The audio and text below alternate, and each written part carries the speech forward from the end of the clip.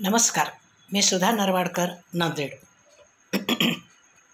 मार्च महिन्यातील हा पहिला शनिवार स्वरचित गझल सादरीकरणाचा हा दिवस. गझल प्रावीण्य परिवाराचे सर्व आदरणीय गझलगुरू प्रवीण पुजारी सर, कुशल तंत्रज्ञ प्रणव बनसोडे आणि माझ्या इतर सर्व गझलकारा बंधू भगिनींना सस्नेह वंदन करून मी माझी स्वरचित गझल सादर करते आहे. गझल आहे आनंदकंद वृत्तातील आणि गझलेचे शीर्षक आहे जननी जन्मभूमीश्च स्वर्गादपि गरीयसे. जननी जन्मभूमीश्च स्वर्गादपि गरीयसे. शत्रू तयार होता देशास तोडण्याला, शत्रू तयार होता देशास तोडण्याला, पाहून वीरवृत्ती तेथेच गार झाला, पाहून वीरवृत्ती तेथेच गार झाला.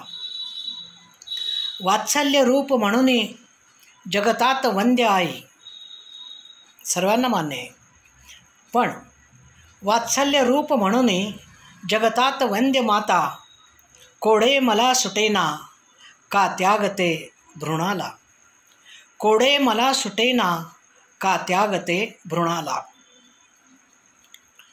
नारीस हक्क नसतो माहेर सासरी पण, नारीस हक्क नसतो माहेर सासरी पण, एक एक वीट लावत ती निर्मिते घराला, एक एक वीट लावत ती निर्मिते घराला.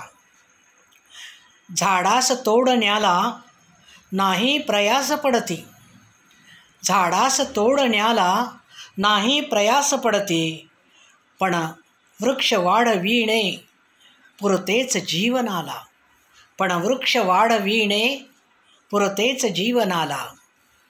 पुन्हा ऐका. झाडास तोडण्याला नाही प्रयास पडती, पण वृक्ष वाढविणे पुरतेच जीवनाला. संगत सदा असावी बघ थोर माणसांची, संगत सदा असावी बघ थोर माणसांची, दरवळ तुला मिळावा कडवट अशा मनाला, दरवळ तुला मिळावा कडवट अशा मनाला. शत्रू तयार होता देशास तोडण्याला, पाहून वीरवृत्ती तेथेच गार झाला, पाहून वीरवृत्ती तेथेच गार झाला, तेथेच गार झाला. धन्यवाद.